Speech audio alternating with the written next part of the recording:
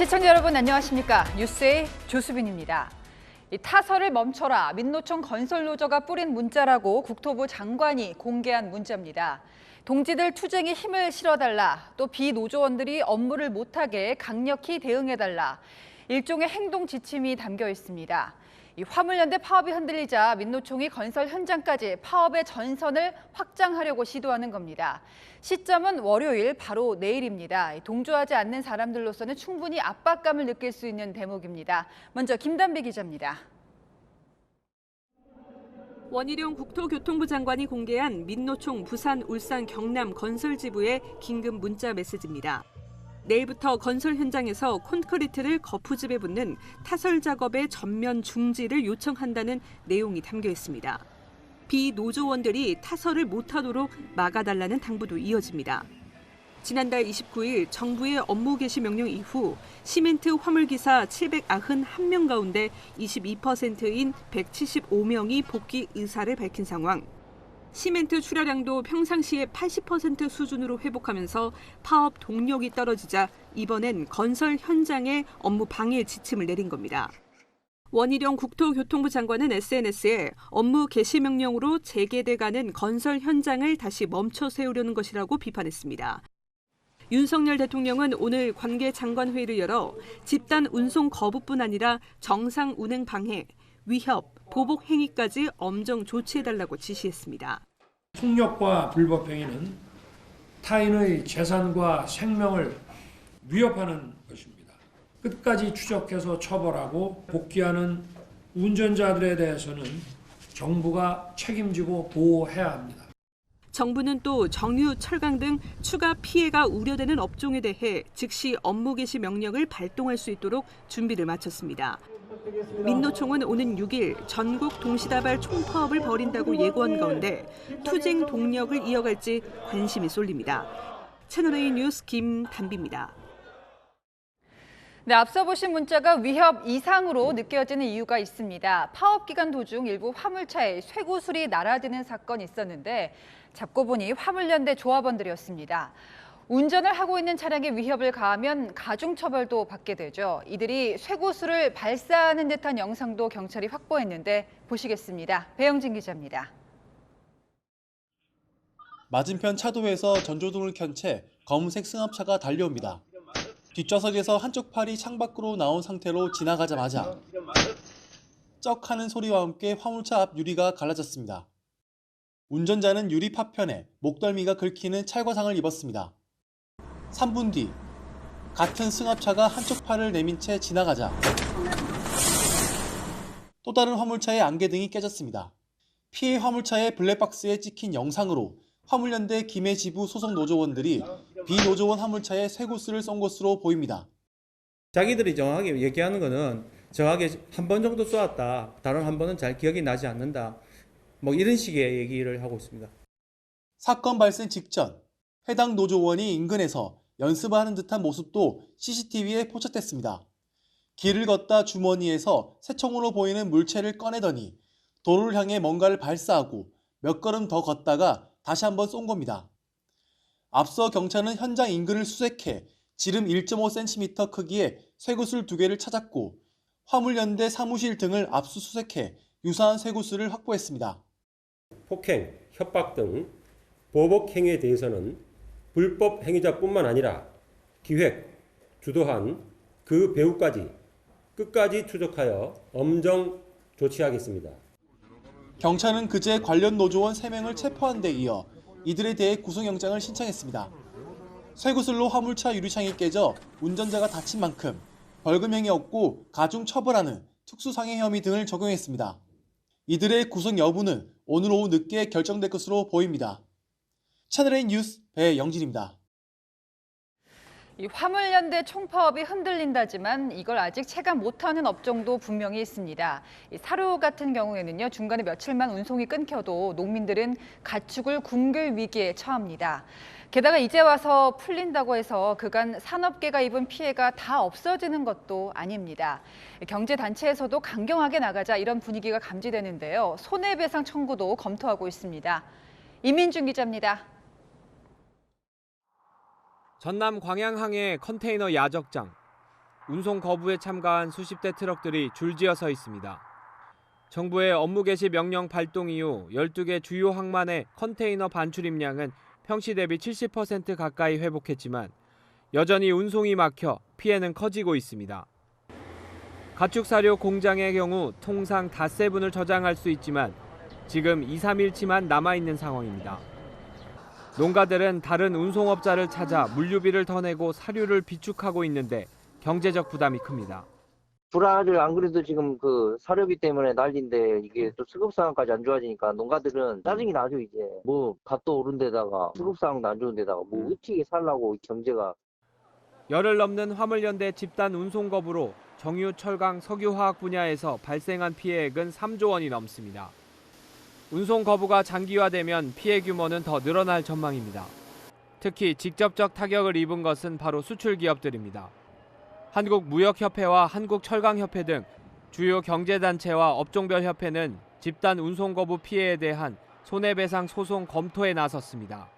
수출기업의 90% 이상은 다 중소기업이거든요. 저희가 들어보면 그 컨테이너 2개, 뭐 3개 뭐 이렇게 못 보내고 보관되고 있다. 그러면서 뭐 물류비가 올라간다. 너무 걱정된다.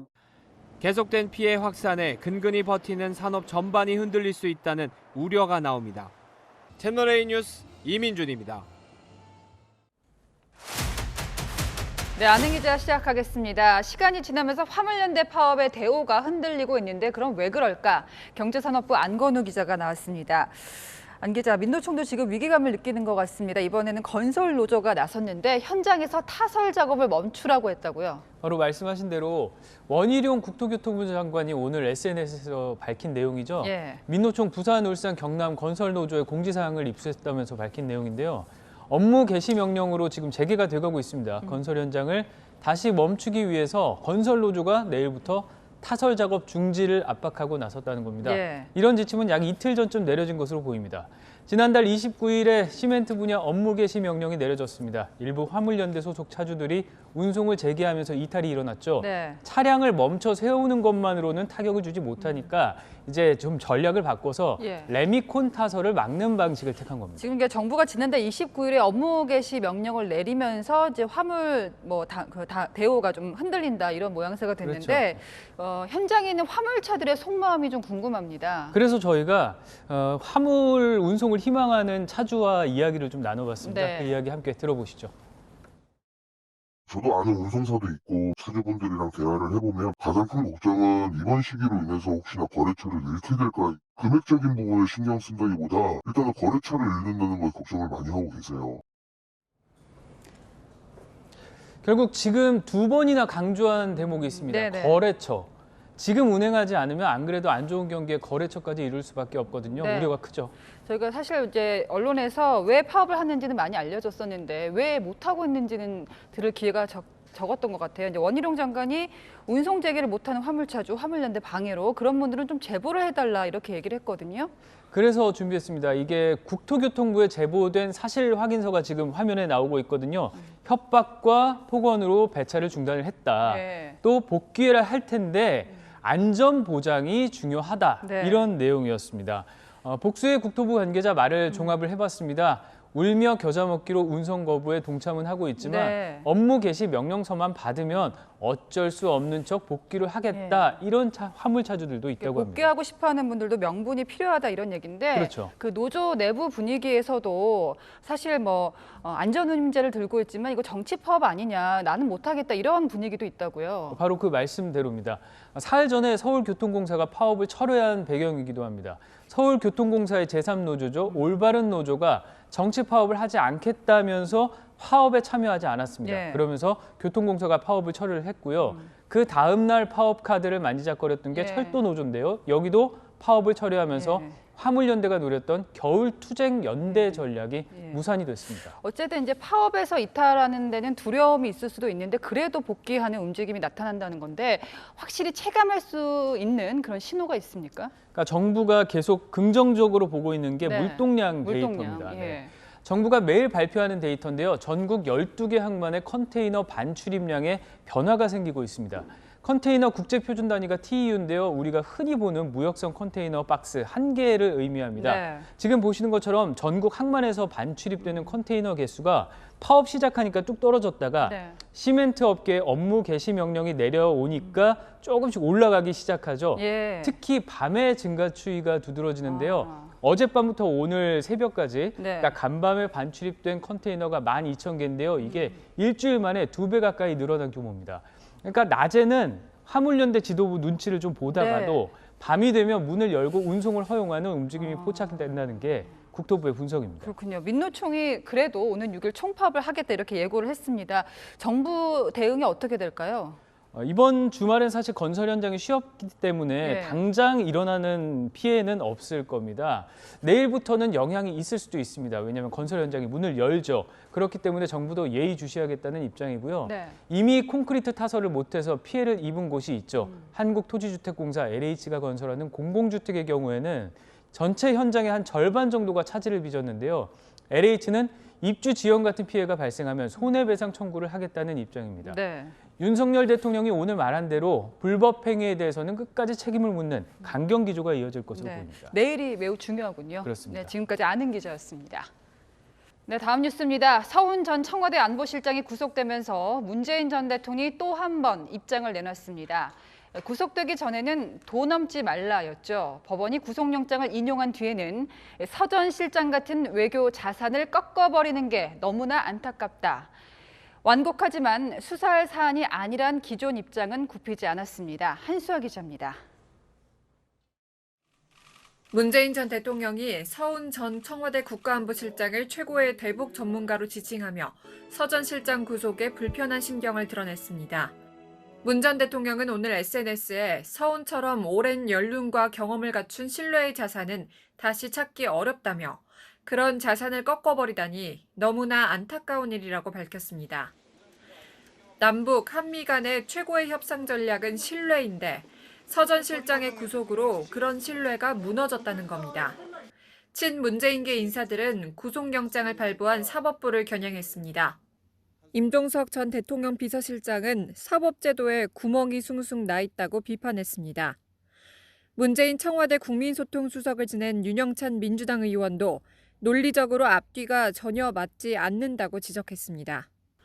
국민의힘은 문 전 대통령이 과민 반응을 한다고 반박했습니다.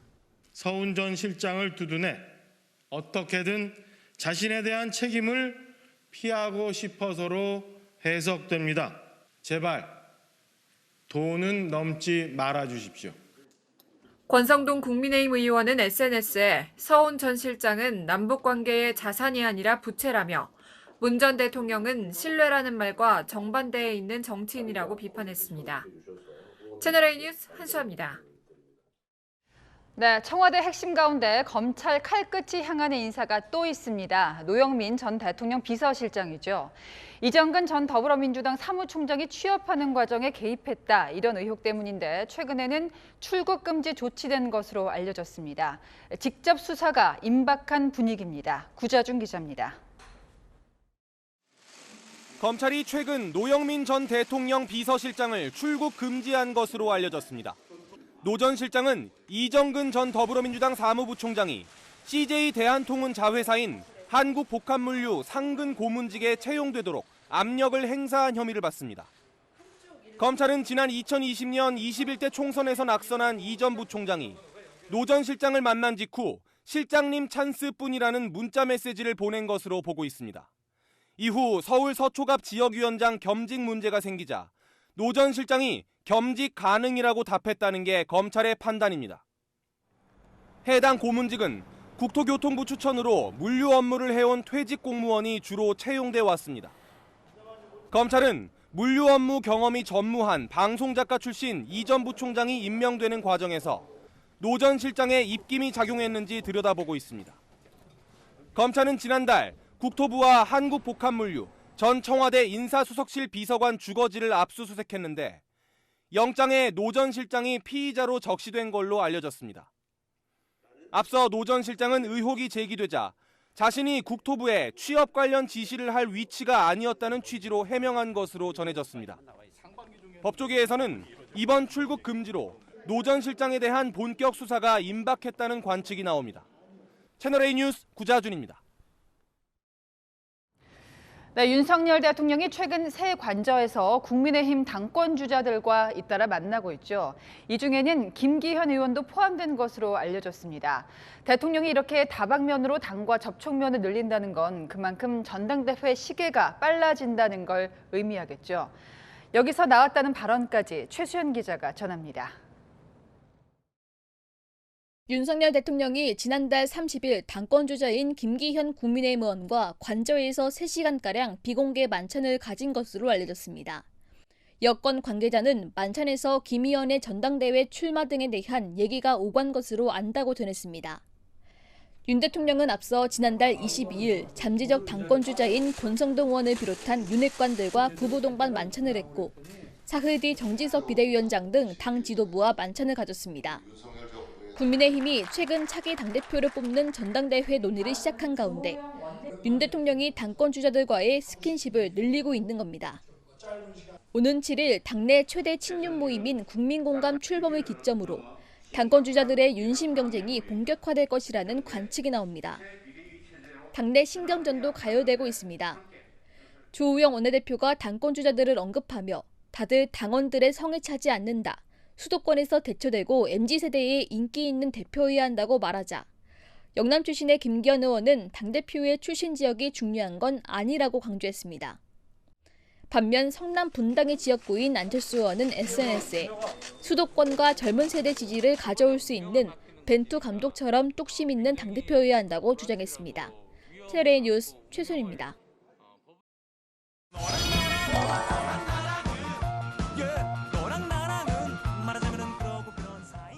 네, 여랑야랑 정치부 김철중 기자 나왔습니다. 첫 번째 주제는요.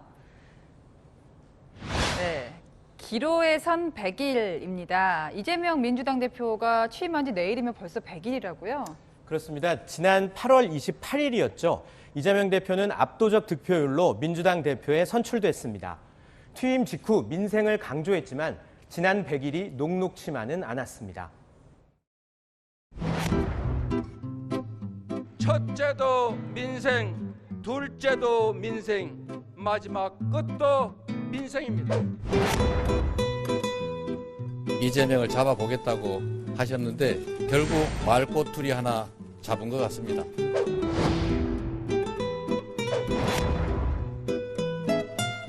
수사의 목적이 진실을 발견하는 것입니까? 사실을 조작하는 것입니까? 사실 이게 뭐 새로운 상황이 아니라 취임 전부터 논란이 됐었죠. 이 대표 사법 리스크가 발목을 잡았다 이렇게 볼 수 있을까요? 네, 국민의힘은 이 대표의 사법 리스크 방탄을 위해서 입법권을 남용했다고 날선 비판을 했습니다. 예. 민주당은 검수완박, 감사완박, 예산완박으로 횡포를 부리고 국민이 주신 입법권을 이재명 대표의 방탄으로 이용하고 있습니다. 네, 민주당 내에서조차 검찰 수사에 민생 이슈가 묻혔다며 분리 대응을 요구하는 목소리가 나오기도 했습니다. 지금 개인의 사법 문제 가지고 이걸 하면 국민들이 호응을 안 합니다. 우린 방탄정당이 아니다. 우리 민생정당이 민주정당이다. 지금까지 100일보다 앞으로의 100일이 더 중요할 수도 있을 것 같은데 보통 이제 취임 100일이면 입장을 밝힐 수도 있잖아요. 이 대표는 어떻습니까? 네, 이 대표는 당초 취임 100일 기자회견을 검토하기도 했었는데요. 네. 검찰 수사가 턱 밑까지 조여오는 상황에서 실효성이 없다고 판단해 SNS나 회의 발언으로 대신할 것으로 알려졌습니다. 이 대표 측은 메시지 내용과 관련해 검찰 수사에 대한 대표 개인의 입장보다는 민생에 집중하겠다는 내용이 담길 것이라고 설명했습니다. 하지만 당장 이번 주 측근인 정진상 정무조정실장에 대한 기소도 예정된 만큼 당분간 사법 리스크 논란이 계속될 전망입니다. 자, 두 번째 주제 보겠습니다. 네, 마음껏 뛰어라. 윤 대통령 이제 월드컵 16강 진출을 축하하기 위해서 우리 축구대표팀하고 전화 통화를 했어요.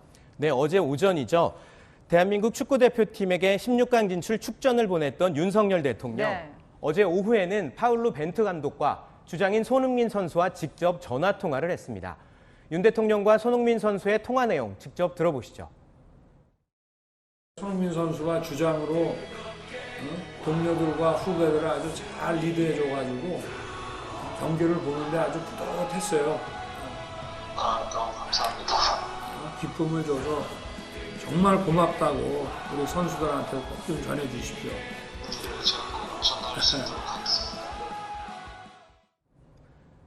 대통령실은 선수들의 휴식을 고려해 카타르 현지 시간 기준으로 경기 다음 날 점심시간에 통화했다고 전했습니다. 네. 윤 대통령이 축구를 좋아하는 건 잘 알려져 있고요. 또 손흥민 선수하고 원래 인연이 있다고요. 네, 지난 6월에는 윤석열 대통령이 서울 월드컵 경기장을 찾아 직접 손흥민 선수에게 국민훈장 청룡장을 수여하기도 했는데요. 네.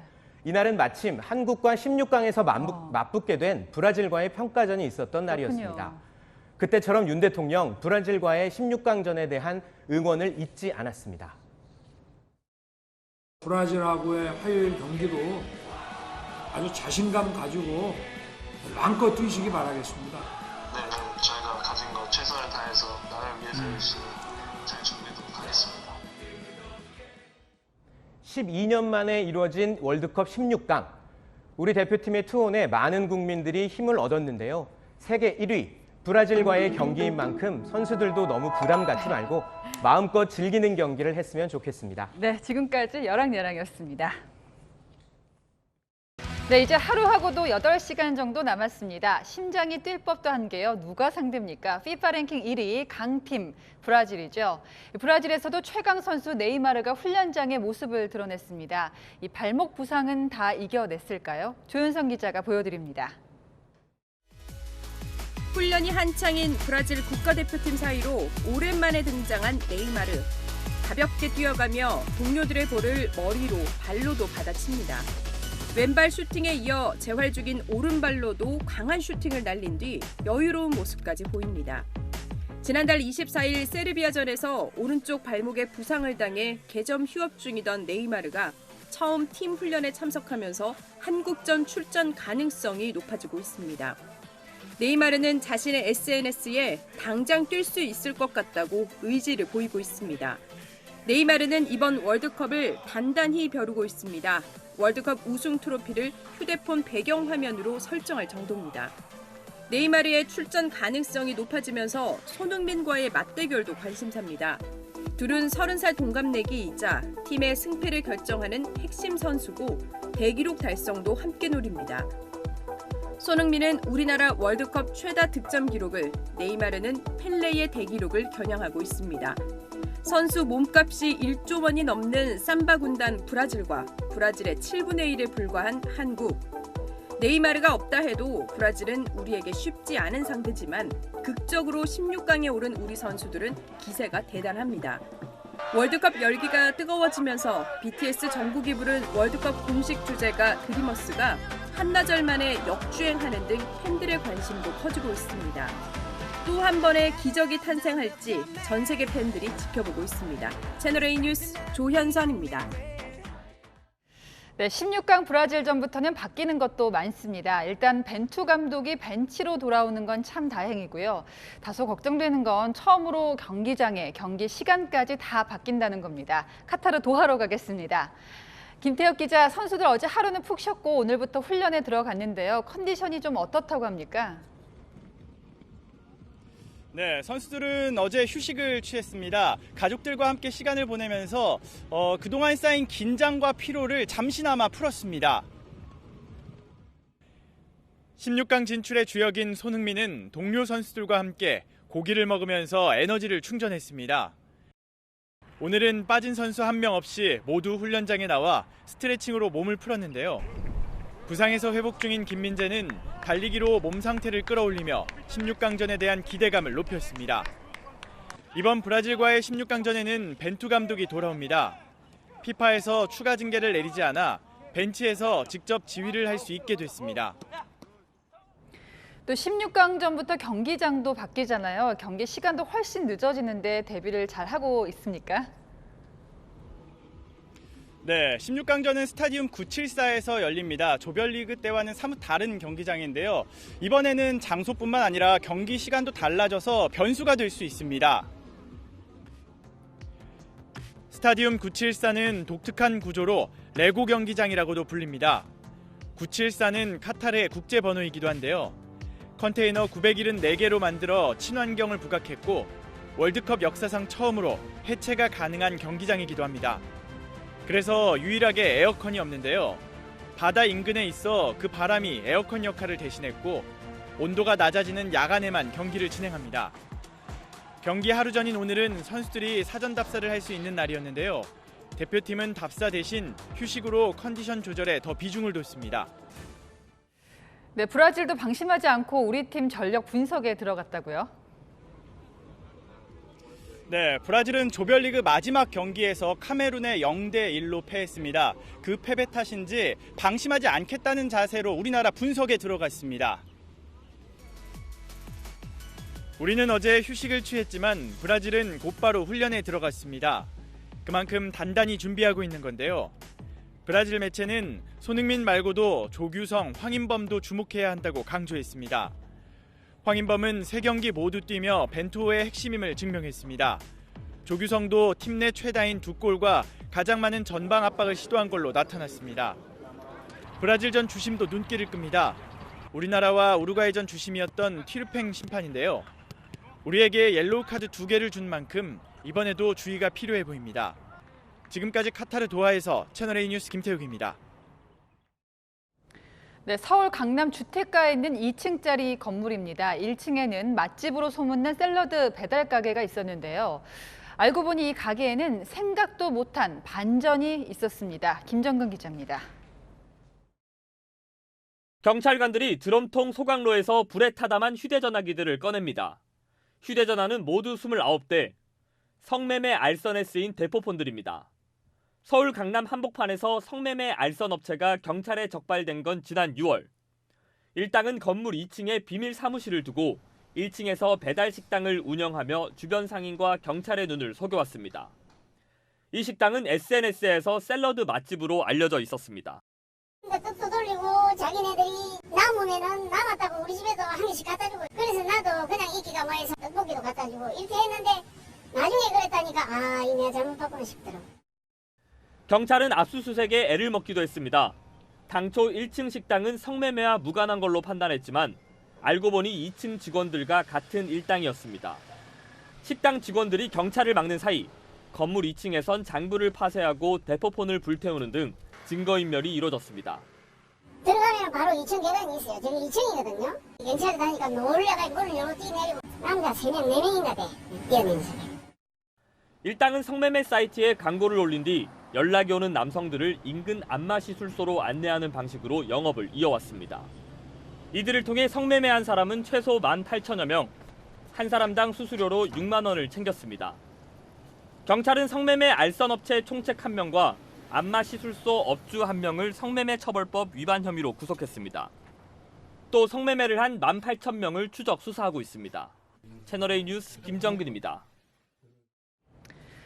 집에서 버릴 쓰레기를 굳이 고속도로 휴게소까지 갖고 와서 불법 투기하는 사람들이 극성입니다. 쓰레기 봉투값이 아까운 건지 아니면 분리수거하는 게 귀찮은 건지 도대체 무슨 생각으로 이렇게 양심 없는 짓까지 하는 걸까요? 강경모 기자가 현장 카메라로 고발합니다. 저는 지금 고속도로 휴게소에 나와 있습니다. 이른 아침 쓰레기통 주변엔 분리수거가 안 된 쓰레기들이 넘쳐나는데요. 전국 고속도로 휴게소마다 이용객들의 무분별한 쓰레기 투기로 몸살을 앓고 있습니다. 얼마나 심각한지 현장으로 가보겠습니다.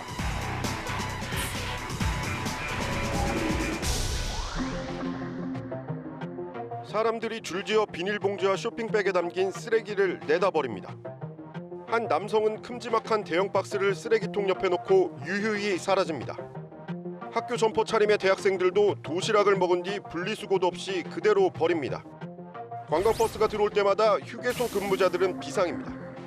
생활 쓰레기를 몰래 버리고 가는 사람들이 수두룩하기 때문입니다.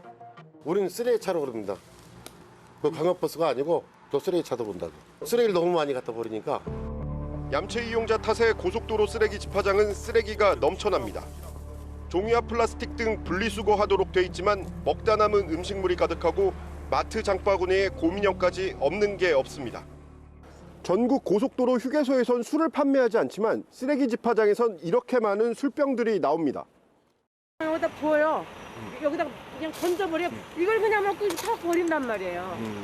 그러면 이게 다 젖잖아요. 심지어 칼도 들어있어요. 칼도. 각 지방에 종량제 봉투 가정집에서도 엄청 많이 가요. 올 들어 8월까지 전국 200여 개 고속도로 휴게소에서 나온 쓰레기량만 10,000톤이 넘습니다. 지난해 같은 기간보다 15% 이상 늘었습니다. 쓰레기 처리하는 비용만 매년 35억 원이 들어갑니다. 현행법상 쓰레기를 몰래 버리다 적발되면 100만 원 이하의 과태료를 내야 하지만 적용하기가 쉽지 않습니다. 지난달 13일 오후 3시쯤 흰색 SUV 차량이 휴게소 쓰레기통 앞에 멈춰서더니 청년 3명이 차례로 내려 쓰레기 3봉지와 박스 더미를 버립니다. 그때 휴게소 직원으로 추정되는 인물이 나타나 청년의 행동을 제지합니다. 다시 갖고 타? 이를 본 목격자가 관할군청에 신고했는데 지자체는 무단 투기가 맞는지 결론을 내지 못했습니다. 쓰레기통 주변에 버렸으니 불법 투기인지 따져봐야 한다는 이유였습니다. 결국 환경부가 불법 투기가 맞다고 결론 내렸지만 휴게소는 한동안 과태료 100만 원 이하 부과 문구를 테이프로 감춰야 했습니다. 고속 휴게소 가면 무조건 쓰레기 버릴 수 있다라는 잘못된 인식들이 심어질까 좀 약간 우려스럽습니다. 나 하나쯤이야 하는 이기심이 쌓여 공공의 쉼터가 쓰레기장으로 변해가고 있습니다. 현장 카메라 강경모입니다. 히잡 없이 경기를 치렀다가 실종설까지 돌았던 클라이밍 선수죠. 엘라즈 레카비 선수입니다. 당시 이란이 의혹을 불식시킨다며 공항 환영식을 아주 거하게 치러줬는데 지금은 잘 지내고 있을까? 그렇지는 못한 모양입니다. 최근 레카비 선수 가족의 주택이 강제 철거됐다는 보도가 나왔습니다. 김재혁 기자입니다. 부서진 건물 잔해 근처를 흐느끼며 걸어가는 남성. 지난 10월 서울에서 열린 국제 스포츠 클라이밍 대회에서 히잡을 쓰지 않고 출전했던 엘나즈 레카비의 오빠 다부드 레카비입니다. 다부드 역시 다수의 수상 경력이 있는 스포츠 클라이밍 선수지만 남매의 메달과 명예는 잔해에 파묻혀버렸습니다. 철거 시기와 철거 이유 등은 알려지지 않았지만 신원미상의 동영상 촬영자는 누군가 국가 챔피언의 집을 부쉈다고 밝혔습니다. نتیجه زندگی کردن توی این مملکت قهرمان مملکت با این هم مدال کیلو مدال آورده برای این مملکت تلاش کرد زحمت کشیده اسپری فلفل زدن به چشاش. 이란 개혁파 언론 이란 와이어는 소식통의 말을 인용해 이란 경찰이 레카비 가족의 자택을 강제 철거했다며 미상의 위반 사항 때문에 과징금 650만 원도 부과됐다고 전했습니다. 또 여동생 엘나즈가 가택연금을 당하는 등 당국으로부터 집요한 괴롭힘을 당했다고도 전했습니다. 당시 실종설까지 돌았던 엘나즈 레카비의 히잡 미착용을 두고 이란 내 히잡 시위를 지지하는 의미라는 관측이 많았습니다. 하지만 엘나즈는 귀국 후 히잡 미착용은 의도하지 않은 일이었다며 사과의 뜻을 밝혔습니다. 채널A 뉴스 김재혁입니다.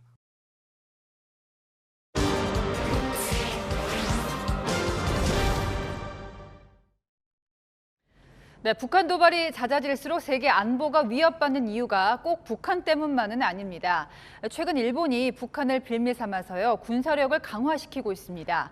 군사 전략도 방위에서 반격으로 바꿨습니다. 전범국이었던 과거를 잊고 슬그머니 전쟁 가능한 일본으로 변신하려는 건지 세계를 보다 전혜정 기자입니다. 어둑어둑한 지평선을 뚫고 불기둥이 솟구쳐 오릅니다. 지난 7월 24일 일본 우주항공 연구개발기구가 쏘아올린 이 발사체는 낙하 활공 중 음속의 5.5배인 극초음속 도달에도 성공했습니다. 일본 정부는 극초음속으로 낙하하며 자유자재로 궤도를 바꾸는 극초음속 미사일을 2028년까지 실전 배치하기로 했습니다. 10종 이상의 이런 신형 미사일 도입에 5조에 우리 돈 47조 5천억 원을 쏟아부을 계획입니다. 미국에서 토마호크 순항미사일 500발도 도입할 예정입니다. 사거리가 1250km 이상인 토마호크는 서울과 평양 모두 사정권에 들어옵니다. 2013년 버락 오바마 대통령은 한국 등 주변국들의 우려를 이유로 판매에 난색을 표했지만 동맹국과의 통합 억지력을 강조하는 바이든 행정부는 대일 수출에 긍정적인 것으로 알려졌습니다. 문제는 일본의 무기 증강 명목입니다. 북한의 핵미사일 위협 등을 이유로 기시다 내각은 적기지를 공격하는 반격 능력을 안보 전략에 명기하기로 결정했습니다. まず反撃能力そのものの議論はあくまでこれ抑止力を高めて、そしてミサイルなどによる攻撃の可能性を一層低下させる、これが基本的な考え方としてあります。 전수방위를 원칙으로 하는 일본의 방위 전략이 반격 능력 보유로 바뀌는 겁니다. 기시다 총리는 GDP 대비 1%였던 기존 방위비 수준을 2%대로 올리겠다고 밝혔습니다. 이렇게 되면 앞으로 5년간 우리 돈 416조 원이 투입되는 건데요. 이 지난해에는 우리나라와 비슷한 세계 9위 수준이었다면 2027년에는 일본이 세계 3위의 군사대국 반열에 오르게 됩니다. 평화 헌법에만 기댈 수 없다며 방위력 강화에 찬성하는 일본 국민들도 늘고 있습니다. 하지만 우려의 목소리도 적지 않습니다. 我が国が軍事大国となるような動きは取らないということ、また日米同盟の下で基本的な盾と矛の役割分担も変えないと。 일본 언론들도 전수방위 원칙 위배와 함께 미일 동맹 근간이 흔들릴 수 있다고 지적합니다. 한 국가가 공세적인 역량을 갖는 것은 영내에 있는 다른 국가들에게 위험한 사인이 될 수가 있습니다. 군비 경쟁이 심화가 되고 있는 지금 국제 환경, 그런 맥락에서 일어나는 일로 볼 수가 있고, 일본의 반격 능력 확장이 영내 군비 경쟁을 부추겨 도리어 안보 불안을 초래할 수 있다는 지적이 나옵니다. 채널A 뉴스 전혜정입니다. 스마트폰이나 노트북을 하다 보면 나도 모르게 고개를 쭉 거북목이 되고 말죠. 어린 나이면 괜찮겠지 할 일도 아닙니다. 황규락 기자가 알아봤더니요. 요즘 디스크 같은 척추 환자 10명 중에 4명이 20, 30대였습니다. 지난해 가을부터 목 뒤로 통증을 느낀 34살 송주열 씨. 심할 때는 손이 저려서 자다가 깰 정도입니다. 병원 진단 결과는 목 디스크. 일할 때 구부정한 자세로 장시간 컴퓨터 모니터를 본 게 확인이 됐습니다. 손끝까지 이게 저린 증상이 계속 있어서 많이 불편하고 자다가 깬 적도 있고, 평소에 일하면서 모니터를 많이 보는데 그때 좀 안 좋은 자세로 오랫동안 보다 보니까. 지난해 국내 척추질환 환자 수는 1,131만 명. 국민 5명 중 1명이 척추질환으로 진료를 받은 셈입니다. 특히 환자 중 40%가 20, 30대로 젊은 환자의 비중은 날로 증가하는 추세입니다. 코로나19 이후 실내 생활이 늘어나면서 운동량이 줄었고 스마트폰이나 컴퓨터 화면을 쳐다보느라 자세가 나빠진 영향이 큽니다. 요즘에는 젊으신 분들도 MRI를 찍어보면 의외로 퇴행성 병면, 그러니까 많이 쓰신 흔적이 보여요. 오랫동안 그런 안 좋은 자세나 그다음에 운동량 부족, 그다음에 체중이 느는 거, 이런 것들이 누적되면서 척추 질환을 예방하려면 스트레칭과 자세가 중요합니다. 두 손으로 턱을 받치고 목을 앞뒤로 길게 늘려 근육을 풀어주고 등에 힘을 주고 턱을 당겨서 바른 자세를 유지해야 합니다. 앉아있을 때도 등받이에 기대는 것보다 허리를 세우고 앉는 게 좋습니다. 채널A 뉴스 황규락입니다. 여러분은 밤에 잘 주무십니까? 저는 잘 못 잡니다. 우리나라 국민 3분의 1은 이렇게 수면 장애를 호소한다는데요. 이번 뉴스 보고 실천하시면 윤승호 기자가요, 꿀잠을 보장한다는군요. 누운 뒤 30분이 지나도 잠에 들지 못하거나 자다가 2번 이상 깨는 일이 반복되면 수면 장애입니다. 잠을 못 자면 노화가 빨라지고 심장, 위장, 뇌 질환 가능성도 높아집니다. 잘못된 호르몬 분비가 문제입니다. 우리 몸은 밤에 멜라토닌이 분비돼 잠에 들고 아침엔 코르티졸이 나와 잠을 깹니다. 그런데 아침에 코르티졸이 안 나오고 반대로 저녁에 분비되는 역전 현상이 생겨 잠을 못 자게 되는 겁니다. 스트레스와 함께 밀가루, 설탕 등 단당류 위주의 식사가 원인입니다. 탄수화물을 제한되게 먹고 단백질, 고단백질로 먹어줘야 호르몬의 합성이 되는 부분들이 있기 때문에 아침에 코르티졸 수치부터 올려줘야 합니다.